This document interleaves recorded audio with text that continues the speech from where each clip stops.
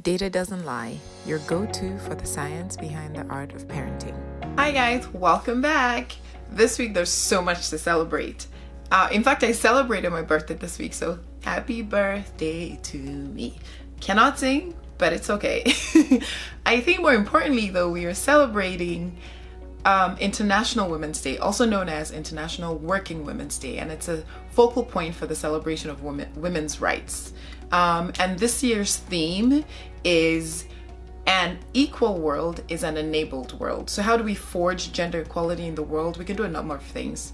We can celebrate women's achievements. So if you see a sister's crown is a little crooked, straighten it for her. Don't draw the world's attention to it. Give her kudos. Keep it moving. Celebrate each other, right?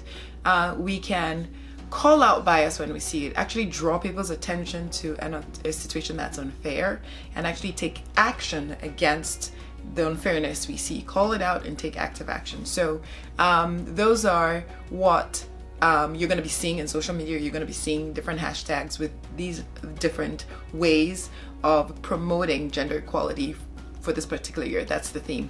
But on a personal level, I think as a woman, as a working woman, and as a woman who's raising a girl, I am in addition to all that, I'm focusing on how I can raise my daughter to be a confident and strong advocate for herself as well as for other people. So stick around, grab a pen and paper, grab some coffee or tea, and we'll dig in when we get back. So tip number 1, we have to be the women we want our daughters to be. According to Edgar Dale, an American educator, he came up with the learning pyramid or the cone of experience. And he said, we remember 10% of what we see. 10% of what we read, 20% of what we see, 30% of what we hear, and 40% of what we see and hear at the same time. We remember 70% of what we discuss, 85% of what we personally experience, and 95% of what we teach others. So if a daughter personally experiences her mother radiating self-love and self-acceptance, she's more likely to remember that. If a daughter experiences this mom radiating self-love and self-acceptance and turns around and teaches others to do the same and advocates for others to do the same, she's 95% more likely to remember that and incorporate that into her life. So my first tip is be the women we want our daughters to be, because data says it. They're more likely to remember it and live it and share it with others if they see us doing it. Tip number 2. Mediocrity is unacceptable. You guys, if I tell you the number of times my mom said that to us as we grew up, I'd be a millionaire by now. Every mediocrity is unacceptable. She kept repeating it the entire time. But I use that to say there was a study that I was looking at. It was done in the UK, and it looked at 15,000 girls over the span of 10 years. They started out at age 13 to 14, and by the end of the 10-year period, they were at age 23 to 24. And what they were looking at was the correlation between parents' demonstrated expectation of their children and the likelihood of the children ending up with a few things. So what they showed was that when parents consistently demonstrated high expectations for their children, those girls were they were more likely to attend college. They were less likely to become pregnant in their teenage years. They were less likely to be unemployed for long periods of time, and they were less likely to end up in a dead-end, low-wage job.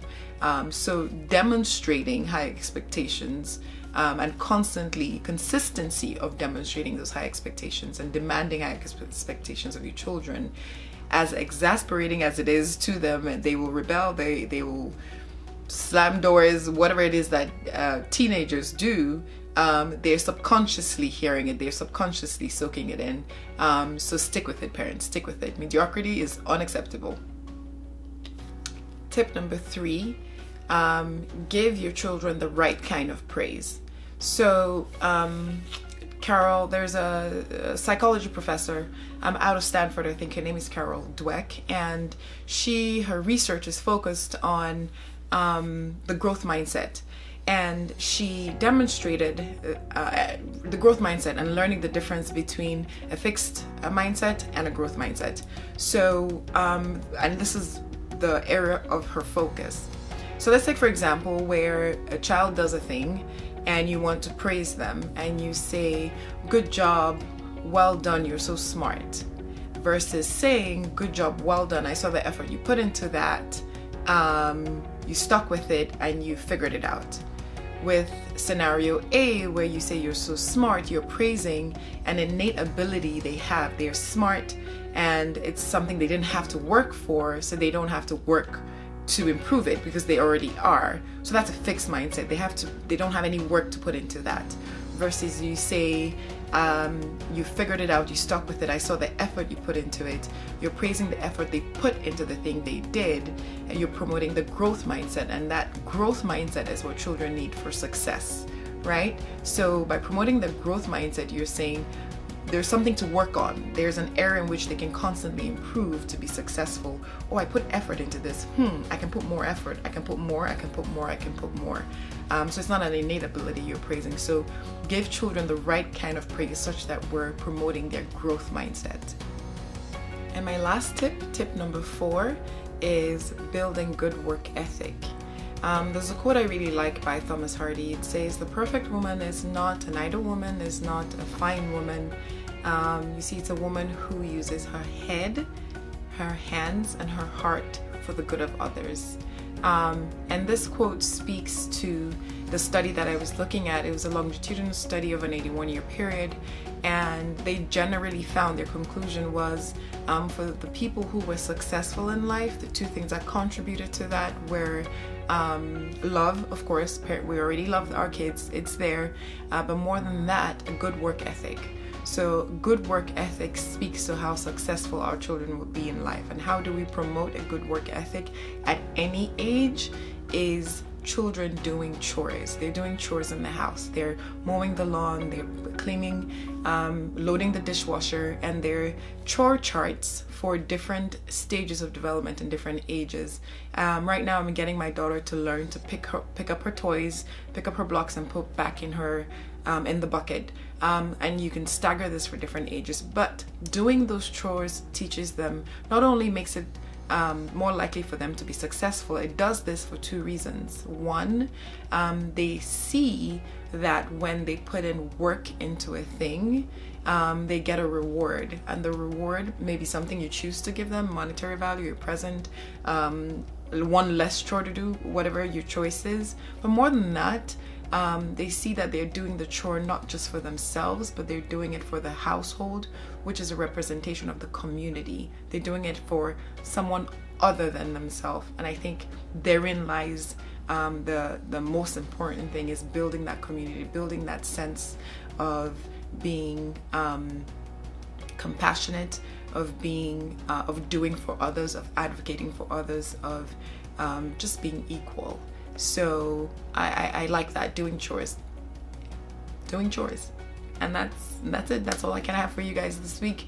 I will see you next week with something quite exciting. I haven't decided quite what it is yet, but stick with me, subscribe to my channel, follow me on social media, and I will see you guys next week.